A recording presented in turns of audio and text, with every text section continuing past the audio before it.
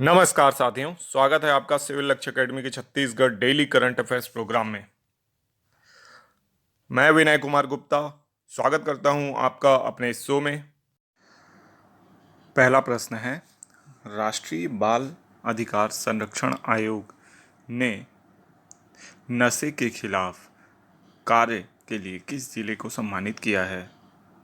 तो इसका सही जवाब है राजनांदगांव, है ना। ये नसी लिखा गया है, ये एक्चुअल में नशा है, ठीक है। तो राष्ट्रीय बाल अधिकार संरक्षण आयोग ने नशे के खिलाफ कार्य करने के लिए राजनांदगांव जिले को सम्मानित किया गया है, ठीक है।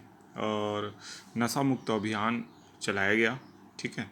और उसके लिए राजनांदगांव में जो सबसे बेहतरीन कार्य किया गया और नशे से लड़ने में कारगर सिद्ध हुआ, तो राजनांदगांव को आपको विशेष रूप से याद रखना है। नेक्स्ट क्वेश्चन है, छत्तीसगढ़ में छात्र शिक्षक अनुपात क्या है?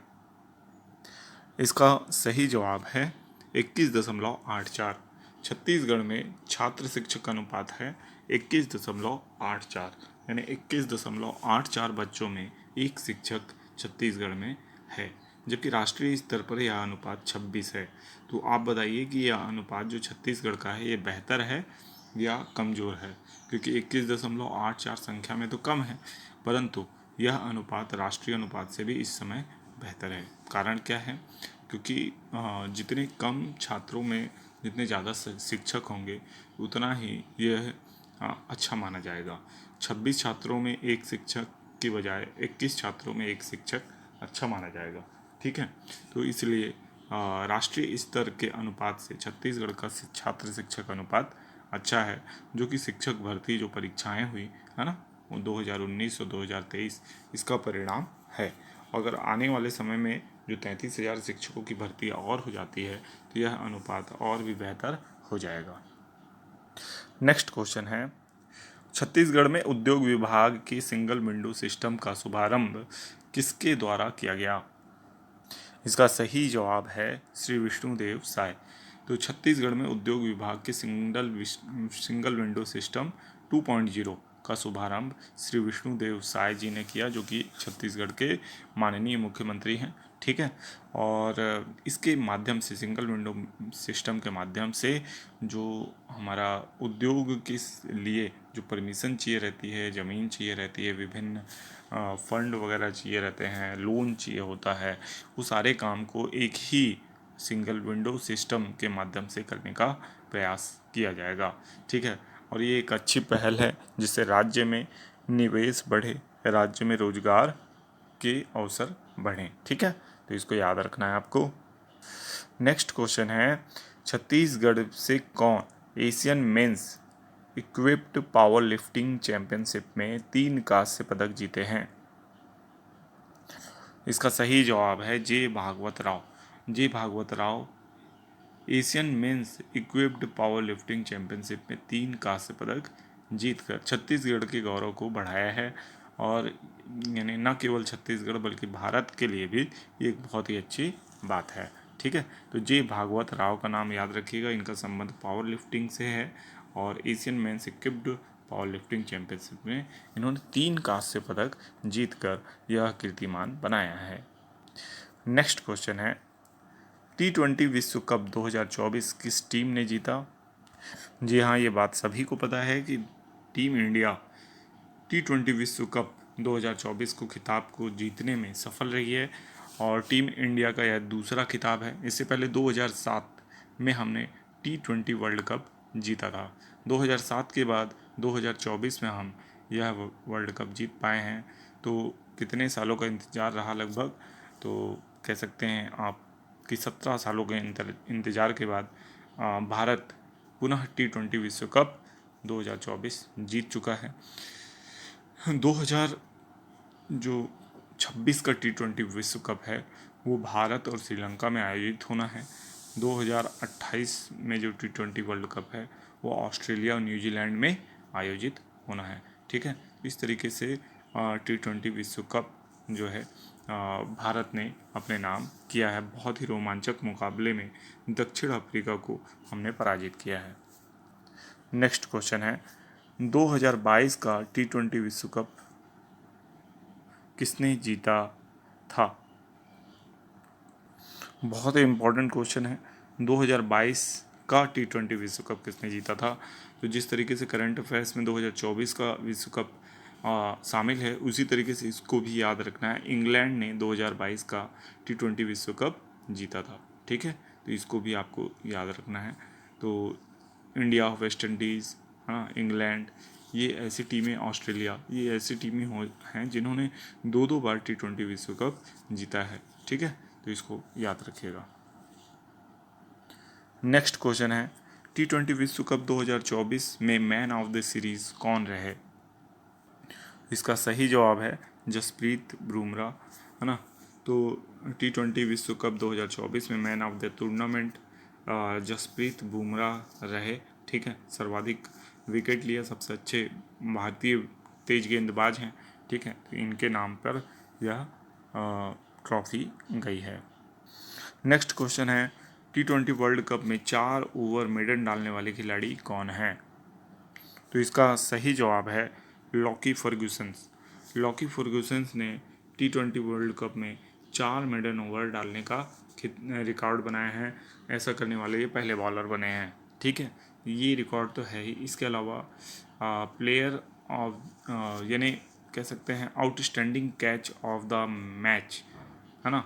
ये खिताब सूर्य कुमार यादव को उनके बेहतरीन कैच के लिए दिया गया, जो कि फाइनल मैच में ही दक्षिण अफ्रीका के एक बैट्समैन का उन्होंने कैच लिया था। उस बैट्समैन का नाम आप कमेंट बॉक्स में लिख सकते हैं। नेक्स्ट क्वेश्चन है, देश का सबसे बड़ा सरकारी बैंक है? तो इसका सही जवाब है SBI। SBI देश का सबसे बड़ा सरकारी बैंक है, तो इसको याद रखना है ना। इसकी जो पूंजी क्षमता, निवेश जो है वो लगातार बढ़ते आ रही है। और अदानी का जब भी मामला आता है, अदानी के ऊपर आरोप लगते हैं, तो क्योंकि SBI ने उसे लोन दे के रखा है ना, इसलिए उसका जो कह सकते हैं न्यूज़ में ये नाम सामने आ जाता है। तो इसको याद रखना है कि देश का सबसे बड़ा सरकारी बैंक कौन सा है? SBI है। SBI और LIC दोनों ने ही यानी अदानी के जो स्टॉक्स हैं उनमें काफ़ी निवेश करके रखा है। SBI ने तो लोन भी दे के रखा है, इसलिए दोनों ही क्या आ जाते हैं, लाइट में आ जाते हैं, समाचार पत्रों में शामिल हो जाते हैं। अब अंतिम होमवर्क प्रश्न है जो आप लोगों के लिए है, इसको कमेंट बॉक्स में इसका जवाब जरूर दीजिएगा। निम्न में से किस टीम ने या किसने T20 क्रिकेट से संन्यास लिया है? निम्नलिखित में से किसने T20 क्रिकेट से संन्यास ले लिया है? और ये T20 अंतर्राष्ट्रीय क्रिकेट की बात हो रही है, और वर्ल्ड कप के बाद ये सारे संन्यास की घोषणा कर चुके हैं। आपके ऑप्शन है विराट कोहली, रविंद्र जडेजा, रोहित शर्मा या उपरोक्त सभी। अब देखेंगे पिछले वीडियो का होमवर्क प्रश्न। पिछले वीडियो में हमने आपसे प्रश्न किया था कि पुष्पक क्या है? PSLV, GSLV, RLV या SLV? तो इसका सही जवाब है RLV। पुष्पक एक RLV है जिसका तीसरा परीक्षण भी सफल हुआ है। इस तरीके से RLV के रूप में पुष्पक अब सुस्थापित हो चुका है, ठीक है। तो RLV होता है रीयूजेबल लॉन्च व्हीकल, यानी ये जाएगा यहाँ से सैटेलाइट को लेकर, वहाँ सैटेलाइट को छोड़ेगा, फिर वापस आ जाएगा और सॉफ्ट लैंडिंग करेगा। सॉफ्ट लैंडिंग का मतलब ये है कि आराम से किसी एयरपोर्ट में या जो भी इसकी एयरफील्ड होगी वहाँ पे आके उतर जाएगा, जैसे कि प्लेन उतरता है, ठीक है। तो ये कह सकते हैं ये UAV है, अनमैन्ड एयर व्हीकल रहेगा ये, जो यहाँ से अंतरिक्ष में सैटेलाइट को पहुँचाएगा और उसके बाद आराम से वापस आ जाएगा, सॉफ्ट लैंडिंग करेगा। जबकि अन्य जो PSLV, GSLV, SLV थे, ये हार्ड लैंडिंग करते थे, समुद्र में क्रैश हुआ करते थे उसके बाद, तो इनको दोबारा उपयोग में नहीं लाया जा सकता था। लेकिन RLV को अब पुनः उपयोग में लाया जा सकेगा, कई बार उपयोग में लाया जा सकेगा, ठीक है। तो इसको याद रखना है। अब देखेंगे हम पिछले वीडियो के कुछ रिवीजन प्रश्न। साथ ही साथ मैं आपको बताना चाहता हूँ कि सिविल लक्ष्य एकेडमी का अपना टेलीग्राम चैनल है, जहाँ ये करंट अफेयर्स जो वीडियो आपको पढ़ाया गया है इसका PDF शेयर किया जाता है।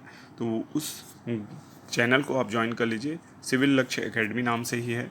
इसका लिंक आपको डिस्क्रिप्शन में मिल जाएगा। इसके साथ ही साथ सिविल लक्ष्य एकेडमी नाम से हमारा इंस्टाग्राम चैनल भी है।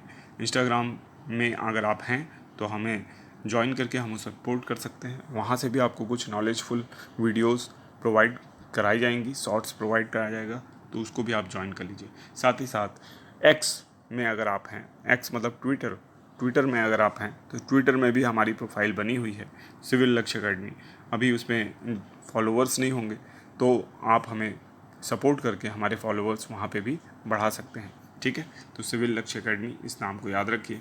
इसी नाम से आपको फेसबुक, इंस्टाग्राम, ट्विटर एवं टेलीग्राम चैनल में क्या मिलेंगे, और प्रोफाइल्स मिलेंगी, चैनल्स मिलेंगे, ठीक है। Thank you.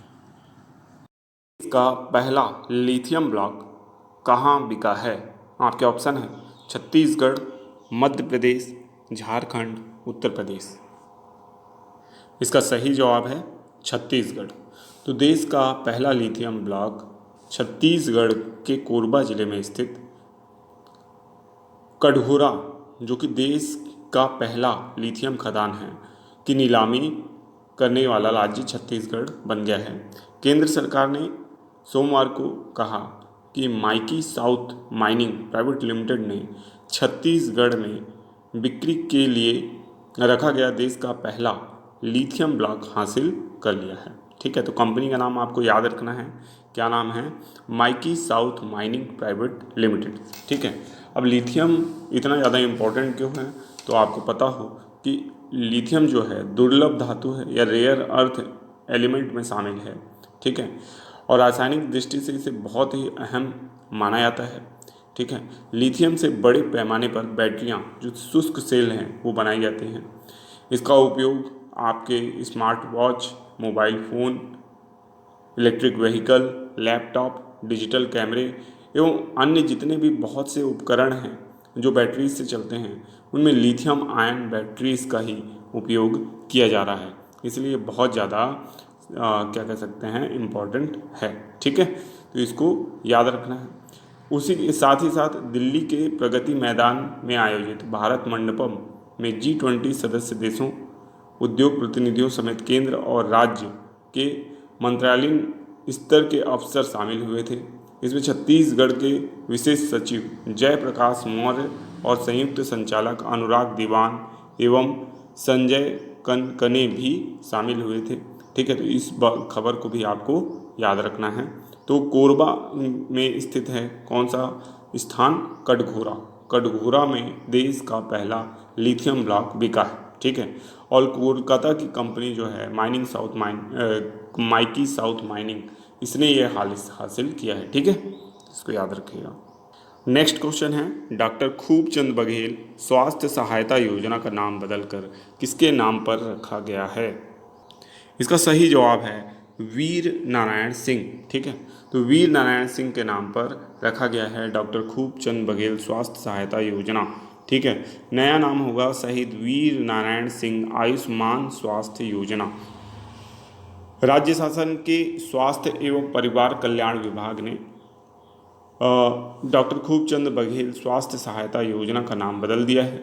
उप सचिव विजय कुमार चौधरी के हस्ताक्षर से जारी एक परिपत्र में संचालक स्वास्थ्य सेवाएं को भेजा गया और 29 जनवरी 2022 के परिप्रेक्ष्य में डॉक्टर खूबचंद बघेल स्वास्थ्य सहायता योजना का नाम बदलकर अब शहीद वीर नारायण सिंह आयुष्मान स्वास्थ्य योजना के रूप में परिवर्तित किया गया है। इस बात को आपको याद रखना है, ठीक है। बाकी अभी प्रावधान में कोई परिवर्तन नहीं हुए हैं। जिस समय इसके प्रावधान में परिवर्तन होंगे, है ना, उद्देश्य में कोई परिवर्तन होगा तो उसको भी आपको क्वेश्चंस के माध्यम से समझाने का प्रयास किया जाएगा। नेक्स्ट क्वेश्चन है, भारत का पहला सिटी ऑफ लिटरेचर कौन बना है? तो इसका सही जवाब है कोझिकोड। कोझिकोड कहाँ स्थित है? तो ये केरल में स्थित है, ठीक है। और कोझिकोड भारत का पहला सिटी ऑफ लिटरेचर बना है। 23 जून को इसको घोषित किया गया। यूनेस्को ने इसे सिटी ऑफ लिटरेचर का दर्जा दिया है ना। कोझिकोड अरब सागर के तट पर स्थित एक नगर है, इसको याद रखना है। बहुत ही सुंदर नगर है और इसे आप सिटी ऑफ लिटरेचर का दर्जा यूनेस्को के द्वारा दिया गया है और भारत का ये पहला सिटी ऑफ लिटरेचर बना है, ठीक है। इसको याद रखना है आपको। नेक्स्ट क्वेश्चन है, world table tennis container single खिताब जीतने वाली प्रथम महिला कौन हैं? तो इसका सही जवाब है श्रीजा अकुला। श्रीजा अकुला ने 23 जून को लागोस में world table tennis contender single खिताब जीत लिया। श्रीजा यह खिताब जीतने वाली पहली भारतीय खिलाड़ी बन गई हैं।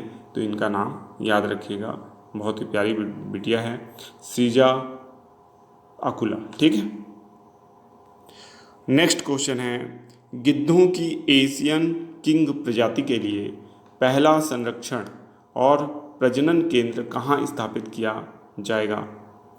तो इसका सही जवाब है महाराजगंज उत्तर प्रदेश। महाराजगंज उत्तर प्रदेश में गिद्धों की एशियन किंग प्रजाति के लिए दुनिया का पहला संरक्षण और प्रजनन केंद्र स्थापित किया जाएगा। केंद्र का नाम होगा जटायु संरक्षण और प्रजनन केंद्र। ठीक है, यह केंद्र लुप्त प्राय प्रजातियों की आबादी में सुधार करेगा, जो वर्ष 2007 से अंतर्राष्ट्रीय प्रकृति संरक्षण संघ की लुप्त प्राय सूची में दर्ज हैं। एशियन किंग गिद्ध आवासों के नष्ट होने, घरेलू पशुओं में डाइक्लोफेनाक दवा के अत्यधिक उपयोग के कारण खतरे में है। यह दवा गिद्धों के लिए जहरीली होती है। केंद्र का लक्ष्य गिद्धों के अच्छे स्वास्थ्य को सुनिश्चित करना और उनकी आबादी को बढ़ाना होगा। ठीक है, नेक्स्ट क्वेश्चन है, विश्व शिल्प नगरी का दर्जा किसे मिला है? इसका सही जवाब है श्रीनगर। श्रीनगर को विश्व शिल्प नगरी का दर्जा मिला है। विश्व शिल्प परिषद द्वारा यह दर्जा किसे मिला है? आपका श्रीनगर को मिला है। इससे हथकरघा और हस्तशिल्प क्षेत्र को बढ़ावा मिलेगा और साथ ही इससे यहाँ के पर्यटन और बुनियादी संरचना या बुनियादी ढांचे के विकास को भी लाभ मिलेगा। जम्मू कश्मीर के उपराज्यपाल इस समय कौन हैं? तो मनोज सिन्हा हैं। इन्होंने भी माना है कि श्रीनगर को यह जो सम्मान मिला है, ये कारीगरों की कड़ी मेहनत और असाधारण प्रतिभा के कारण मिला है। यह श्रीनगर की सांस्कृतिक समृद्धि को दर्शाता है। तो श्रीनगर विभिन्न कारणों से जाना जाता है, उनमें से एक कारण अब ये भी होगा कि यह विश्व शिल्प नगरी बन चुका है। नेक्स्ट क्वेश्चन है, सार्वजनिक परीक्षा अनुचित साधन रोकथाम अधिनियम 2024 में अधिकतम कितने वर्ष की सजा का प्रावधान है? इसका सही जवाब है 10 वर्ष। तो प्रतियोगी परीक्षाओं में अनियमितताओं पर अंकुश लगाने के लिए यह कानून लागू हो गया है। कानून में अधिकतम 10 साल की सजा का प्रावधान है। इसमें अपराधियों पर 1 करोड़ रुपए तक के जुर्माने का भी प्रावधान है। लोकसभा और राज्यसभा में यह क्रमशः 6 और 9 फरवरी को सार्वजनिक परीक्षा अनुचित साधन की रोकथाम विधेयक 2024 के रूप में पारित हुआ। इस विधेयक को राष्ट्रपति द्रौपदी मुर्मू ने 12 फरवरी को मंजूरी दे दी और यह कानून बन गया। इस अधिनियम का उद्देश्य क्या है?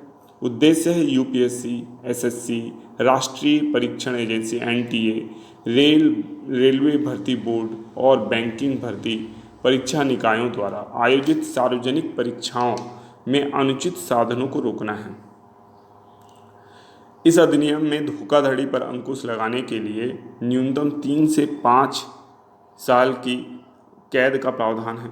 धोखाधड़ी के संगठित अपराधों के लिए अधिकतम 5 से 10 साल की कैद और न्यूनतम 1 करोड़ रुपए का जुर्माना है। न्यूनतम जुर्माना है 1 करोड़ रुपए का। ठीक है, कार्मिक एवं प्रशिक्षण विभाग DOPT द्वारा जारी अधिसूचना के अनुसार यह अधिनियम 21 जून 2024 को प्रभावी हो गया। कब प्रभावी हुआ? 21 जून। ये डेट आपको याद रखनी है, 21 जून। ठीक है, यह अधिनियम में सार्वजनिक परीक्षा प्राधिकरण द्वारा परीक्षाओं के संचालन के लिए नियुक्त सेवा प्रदाताओं को दंडित करने का भी प्रावधान किया गया है। मतलब अगर गड़बड़ी परीक्षा के संचालन में नियुक्त प्रदाताओं ने की है तो उनको भी दंडित करने का प्रावधान है। उन्हें 1 करोड़ रुपए तक के जुर्माने से दंडित किया जाएगा। परीक्षा की आनुपातिक लागत भी सेवा प्रदाताओं से वसूल की जाएगी। मतलब अगर एजेंसी के अध्यक्ष, उपाध्यक्ष ये सबसे अगर गड़बड़ी होती है तो उनसे ही पूरी परीक्षा की लागत वसूली जाएगी, जो कि बहुत ही अच्छा एक कह सकते हैं प्रावधान है। इससे Thanks for watching. God bless you all.